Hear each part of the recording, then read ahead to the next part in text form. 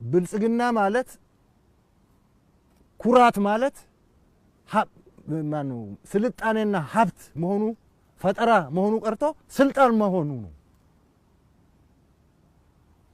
ሁሉም ብድግ ብሎ ስልጣን ላይ ጉብ ለማለት ነው ከዛ ለምንድን ነው ለመዝረፍ ነው ለአገር ለማልማት እኮ አይደለም ለመዝረፍ ምን አረገ ኢህአዴግ ምን አረገ መጣ ያ ሁሉ